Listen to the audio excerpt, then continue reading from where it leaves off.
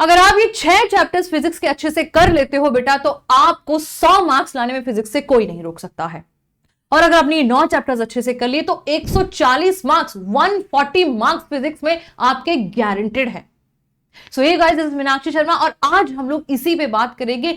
मैंने बैठ के 15 साल का एनालिसिस निकाला है, उसमें से जितने क्वेश्चंस आपको रिपीटेडली आ रहे हैं, ट्रेंडिंग में हैं, वो चैप्टर्स की लिस्ट में आपके सामने लेके आई हूं।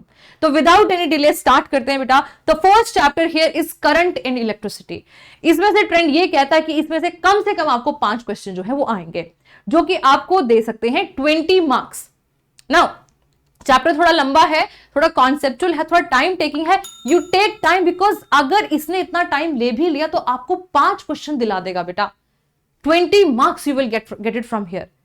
Moving on to the next chapter, that is modern physics, है ना। मॉडर्न फिजिक्स अकेली आपको 5 क्वेश्चन जो है इसमें से आ जाएंगे, ये भी आपको 20 मार्क्स दिला सकता है, right. Then after that the third chapter is kinematics.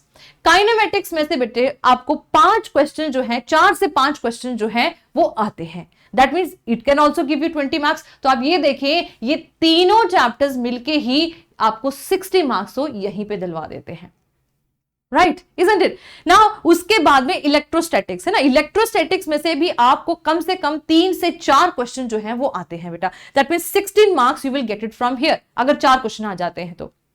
Current electricity पढ़ने के लिए आप इलेक्ट्रोस्टैटिक्स पहले अच्छे से पढ़ेंगे तो आपको अच्छे से समझ में आ जाएगा। तो आप you can reverse the order. मैंने ऑर्डर इस तरीके से लिया है कि जो सबसे ज्यादा क्वेश्चन जिसमें से आ रहे हैं, right?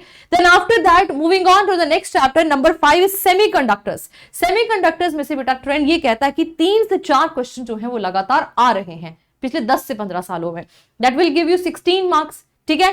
रे ऑप्टिक्स, वैसे ऑप्टिक्स बहुत बहुत बड़ी यूनिट है, आई नो कई बच्चों को बहुत टफ भी लगती है, लेकिन रे ऑप्टिक्स अकेले ही आपको जो है 3 क्वेश्चन इसमें से आ जाते हैं बच्चों। 12 नंबर आपको यहां से आ जाएंगे। तो कुल मिला के अगर आप ये 6 चैप्टर्स ही पढ़ लेते हैं तो आपके यहीं से 100 नंबर इंश्योर हो जाते हैं बच्चे। सी, अभी तो मैग्नेटिज्म की तो बारी ही नहीं आई है। You getting my point? This 6 chapters. Now अभी अगला आने वाला जो चैप्टर है वो आपको कुल मिला के, ये पूरे मिला के 140 मार्क्स तक दे सकते हैं।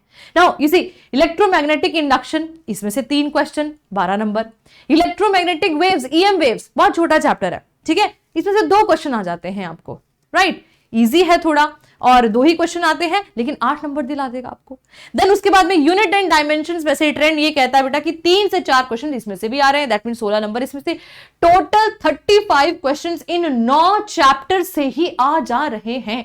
Now here I am not saying कि बाकी चैप्टर्स नहीं पढ़ो, बाकी चैप्टर्स भी आपको पढ़ने हैं, लेकिन इनको थोड़ा ज्यादा भाव देना है, ज्यादा। बिकॉज एक होती है कौन सी पढ़ाई, एक होती है हार्ड वर्क, एक होता है hard work plus smart work. Hard work में कि हम लोग पढ़े ही जा रहे हैं बिना किसी एनालिसिस के, कुछ पता नहीं है क्या क्वेश्चन कहां से आना है, बस एक चैप्टर मजा आ रहा है, एक चैप्टर से डर लग रहा है, उससे भागे जा रहे हैं, एक में पढ़े जा रहे हैं। No no, this is not the way, कहीं नहीं पहुंचोगे ऐसे।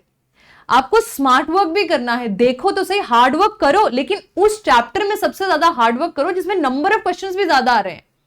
देन आफ्टर दैट तुम ये देखो कि जो PYQs है, मैं हमेशा PYQs के बहुत ज्यादा फोकस करती हूँ। PYQs में कई बच्चे बोलते हैं कि क्या ट्रेंड है मैम, कितने क्वेश्चंस PYQ से आते हैं? 25 to 30 क्वेश्चन एग्जैक्टली PYQ से आ जाते हैं बेटा। आउट ऑफ 50 क्वेश्चन 25 से 30 क्वेश्चन जो है PYQs एग्जैक्टली, मतलब लैंग्वेज से अलग होती है लेकिन the concept are repeated in that way. और मजे की बात आपको बताऊं, नीट फिजिक्स में 75% क्वेश्चन जो है वो इजी होते हैं। मेजॉरिटी ऑफ द टाइम हम लोग थ्योरी पढ़े जा रहे हैं, बिकॉज क्वेश्चन सॉल्व ही नहीं कर रहे हैं, तो हमको पता ही नहीं चलता कि क्वेश्चन तो इजी पूछे जाने थे, लेकिन हम तो डिफिकल्ट के पीछे भागे जा रहे थे, राइट। तो that also you see, that is why PYQs you should see, ठीक है ना। 15% मीडियम और ओनली 10% डिफिकल्ट है। तो मैं कहती हूँ 10% छूट भी गया ना, 10, ठीक है, तो इतना तो 85% तो कर लो यार, इंश्योर, isn't it?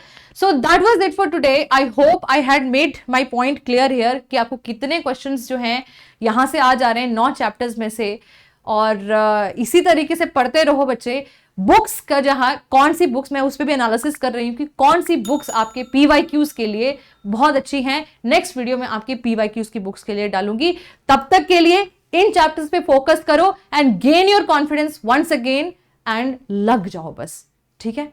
ओके, चलो, I see you guys in the next video, bye bye.